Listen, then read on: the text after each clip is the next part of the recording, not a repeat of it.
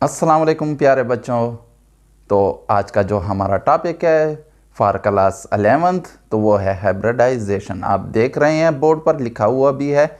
तो अक्सर स्टूडेंट के जहन में क्वेश्चन होता है कि हाइब्रिडाइजेशन क्या है। और जब एमसीक्यूज आते हैं और उसमें आपको कोई कंपाउंड दिया होता है और उसमें पूछते हैं कि इस एलिमेंट का हाइब्रिडाइजेशन बताएं, जो सेंट्रल एटम होता है जिसके साथ दूसरे एटम्स बॉन्डेड होते हैं तो उसको हम सेंट्रल एटम कहते हैं कि उसकी हाइब्रिडाइजेशन क्या है। ये अक्सर बहुत ज़्यादा रिपीट होते हैं आपके मुख्तलिफ एग्ज़ाम्स में, टेस्ट में, इंट्री टेस्ट हों तो उसमें ये आते हैं। तो आपके लिए बहुत ज़रूरी है कि कंसेप्ट क्लियर करें, ठीक है। फिर जो भी वो एग्जांपल किसी कंपाउंड की डाल दें तो आपको इजी लगेगा, आप फ़ौरन सेकेंड्स में उसका जवाब आपके जहन में आ जाएगा कि इसकी ये हाइब्रिडाइजेशन है, वो sp3 है, sp2 है या sp हाइब्रिडाइजेशन है।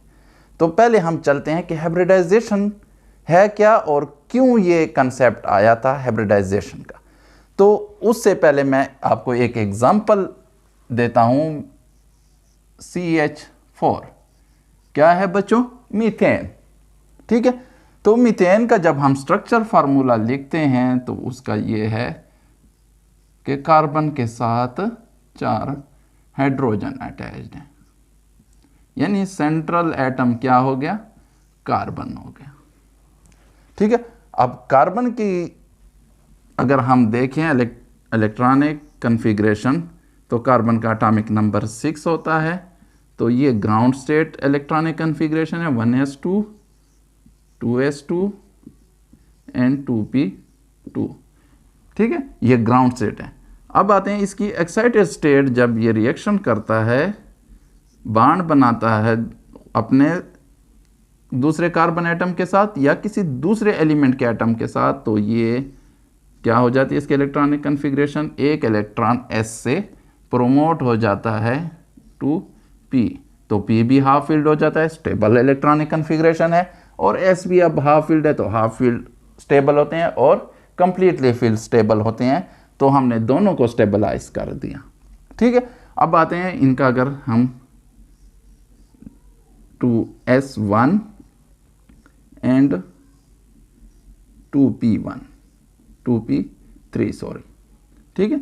तो इसमें एक इलेक्ट्रॉन, इसमें एक electron, px py and pz में एक एक इलेक्ट्रॉन आ जाएगा, ठीक है।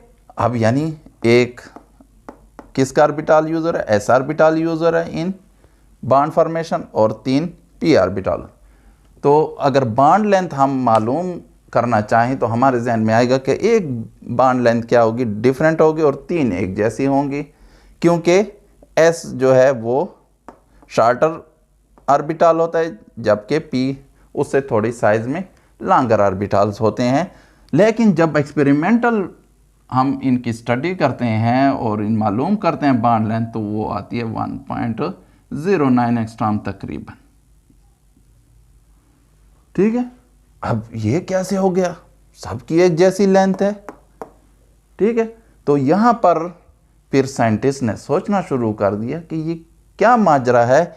यूज तो हो रहे हैं, ये भी डिफरेंट शेप का ऑर्बिटल है, ये डिफरेंट शेप के ऑर्बिटल हैं, तो एक बॉन्ड लेंथ क्या होनी चाहिए थी? डिफरेंट होनी चाहिए थी।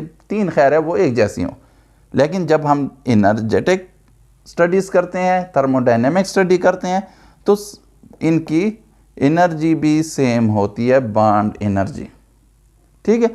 तो इसके एक्सप्लेन करने के लिए, इसको जस्टिफाई करने के लिए 2 scientist, polling and slaughter,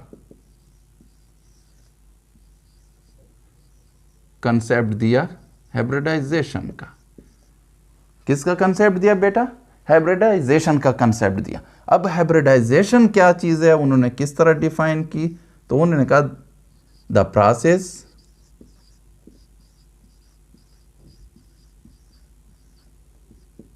in which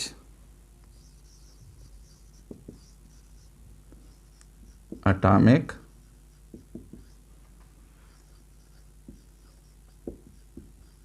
orbitals of different shape and energy mix together to give या form a set of same number of orbitals of same energy and shape। कौन सा प्रोसेस, हाइब्रिडाइजेशन का process क्या है, जिसमें atomic orbital क्या हो जाते हैं, मिक्स अप हो जाते हैं, और मिक्स अप के बाद जो नए ऑर्बिटल बनते हैं, सेट बनकर आता है, तो उनकी एनर्जी सेम होती है, उनका शेप भी सेम होता है। और दूसरी बात, जितने एटॉमिक ऑर्बिटल्स हाइब्रिडाइजेशन प्रोसेस के अंदर दाखिल हुए थे, उतने ही आपको हाइब्रिडाइज्ड ऑर्बिटल मिलेंगे। यानी उन ऑर्बिटल को जो हाइब्रिडाइजेशन प्रोसेस के थ्रू पास होंगे, ठीक है, उनको हम हाइब्रिडाइज्ड ऑर्बिटल कहेंगे, और वो उतने ही होंगे, उनकी तादाद उतनी ही होगी जितने क्या एटॉमिक ऑर्बिटल मिक्सअप हुए थे। तो अगर मैं इसका वो बनाऊं, ये s, ठीक है, और ये p के ऑर्बिटल की शेप है, ठीक है, ये 2p ऑर्बिटल्स हो गए, px, py एंड pz, और ये क्या हो गया 2s ऑर्बिटल, ठीक है। तो ये क्या हो गए, मिक्सअप हो गए। तो जब मिक्सअप हुए तो उसके बाद हमें जो मिले, ठीक है,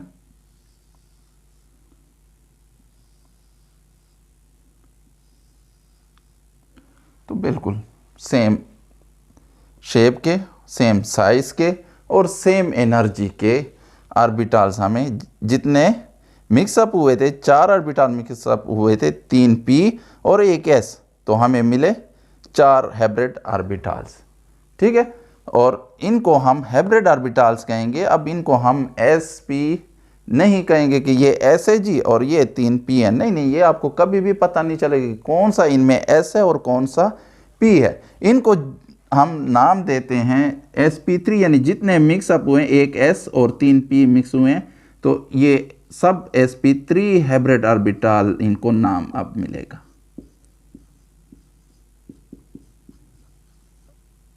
ठीक है, ये तीनों को हम sp3 हाइब्रिड ऑर्बिटल, ये भी sp3 हाइब्रिड ऑर्बिटल है, ये भी sp3 हाइब्रिड ऑर्बिटल है, और ये भी sp3 हाइब्रिड ऑर्बिटल है, यानी एक s और 3p। ठीक है, अब सवाल पैदा होता है कि कौन से ऑर्बिटल, सेंट्रल एटम के कौन से ऑर्बिटल हाइब्रिडाइजेशन में जाते हैं। ठीक है, तो उसका जवाब मैं आपको देता हूं, और ये आपके एमसीक्यूज में बड़ा हेल्पफुल होगा। नंबर 1, वो ऑर्बिटल, ठीक है,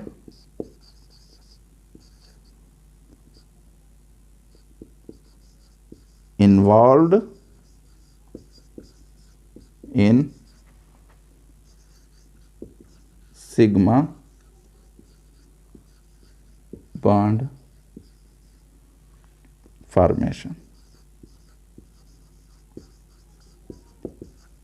ठीक है, सेंट्रल एटम के वो ऑर्बिटल जो सिग्मा बॉन्ड फॉर्मेशन में हिस्सा लेंगे, तो वो भी हाइब्रिडाइज्ड होंगे, वो भी हाइब्रिडाइजेशन के थ्रू पास होंगे, मिक्सअप होंगे। दूसरे, क्योंकि यहां पर अक्सर स्टूडेंट गलती कर जाते हैं हाइब्रिडाइजेशन में, दूसरे ऑर्बिटल्स, कौन से ऑर्बिटल, जिनके पास लोन पेयर ऑफ इलेक्ट्रॉन हो, हैविंग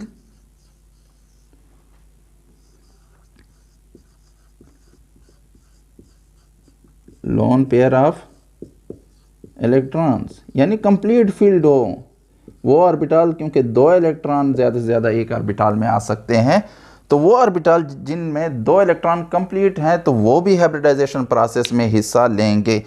2 किस्म के ऑर्बिटल हिस्सा लेंगे, याद रखें, एक वो ऑर्बिटल जो सिग्मा बॉन्ड फॉर्मेशन में हिस्सा लेते हैं, और एक वो ऑर्बिटल जिनके पास लोन पेयर ऑफ इलेक्ट्रॉन हो, यानी कंप्लीटली फील्ड हो। लेकिन कौन से कंप्लीटली फील्ड ऑर्बिटल या कौन से ऑर्बिटल जिनके पास lone pair? Valence shell orbital, अंदर वाले नहीं, वैलेंस शेल। ठीक है, इस यहाँ पर ख्याल करना है, ये वैलेंस शेल ऑर्बिटल की हम बात कर रहे हैं, यानी आखिरी शेल के, आउटर मोस्ट शेल के ऑर्बिटल्स। ठीक है, वो चाहे एस हो चाहे पी के पास हो, वो हिस्सा लेंगे। तो ये 2 हिस्सा लेते हैं। अब इनकी नंबर्स पर, ठीक है, एस और पी के नंबर्स पर आपकी क्लास यहाँ तक आपका कोर्स महदूद है। 3 किस्म के हाइब्रिडाइजेशन प्रोसेस हैं। ठीक है, हाइब्रिडाइजेशन के 3 किस्में हैं। एक नंबर 1, नंबर 1 sp3 हाइब्रिडाइजेशन, यानी इस हाइब्रिडाइजेशन में एक s ऑर्बिटल और 3 p ऑर्बिटल हिस्सा लेते हैं, वो चाहे सिग्मा बॉन्ड फॉर्मेशन हो या लोन पेयर ऑफ इलेक्ट्रॉन हो। दूसरी किस्म है sp2 हाइब्रिडाइजेशन। तीसरी किस्म है sp हाइब्रिडाइजेशन। 3 किस्में हैं आपकी, वैसे तो d2sp3 है, d2sp2 है, dsp2 है। ठीक है, वो ट्रांजिशन मेटल कम्प्लेक्सेस में हम पढ़ते हैं ज़्यादातर, यहाँ पर वो नहीं है, वो आप सेकेंड ईयर में पढ़ेंगे तो वहाँ पर समझाएंगे इंशाल्लाह। तो ये 3 हाइब्रिडाइजेशन की टाइप्स हैं, sp3 hybridisation, sp2 hybridisation and sp hybridisation. और ये जो है नाम हमने दिए हैं, इनमें जो ऑर्बिटल सिग्मा बॉन्ड फॉर्मेशन या लोन पेयर ऑफ इलेक्ट्रॉन उनके पास हैं, तो उसकी बुनियाद पर हमने इनको नाम दिया कि कितने s और कितने p ऑर्बिटल हिस्सा लेते हैं हाइब्रिडाइजेशन में। अगर एक s और 3 p ऑर्बिटल हिस्सा लेते हैं हाइब्रिडाइजेशन में, वो हाइब्रिडाइजेशन के थ्रू पास होते हैं, मिक्सअप होते हैं, और फिर आपको 4 हाइब्रिड ऑर्बिटल्स देते हैं, यानी एक s और 3 p की वजह से आपको 4 हाइब्रिड ऑर्बिटल मिलेंगे of same shape and energy, तो वो sp3 हाइब्रिडाइजेशन कहलाएगी। और अगर उसमें एक s और 2 p ऑर्बिटल हिस्सा लेते हैं तो वो क्या कहलाएगी? sp2 hybridisation. और अगर एक s और एक p ऑर्बिटल हिस्सा लेते हैं, मिक्सअप होते हैं आपस में, हाइब्रिडाइजेशन में हिस्सा लेते हैं, तो वो क्या, कौन सी हाइब्रिडाइजेशन कहलाएगी? sp hybridisation. इंशाल्लाह नेक्स्ट लेक्चर में प्यारे बच्चों हम हाइब्रिडाइजेशन की इन तीनों का टाइप्स को एक्सप्लेन करेंगे डिटेल में। तो यहाँ तक आपकी हाइब्रिडाइजेशन हो गई। अगर फिर भी कोई कन्फ्यूजन हो तो फिर आप क्वेश्चन कमेंट बॉक्स में पूछ सकते हैं। इसके अलावा हमारा फेसबुक पेज भी है, लिंक डिस्क्रिप्शन में दिया गया है, तो उसके थ्रू आप रब्ता कर सकते हैं, कांटेक्ट कर सकते हैं, और अपनी जितने भी कंसेप्ट हैं हाइब्रिडाइजेशन के मुतालिक वो क्लियर कर सकते हैं। कोई भी कन्फ्यूजन हो आप फ्रीली पूछ सकते हैं। Thank you very much for watching the video.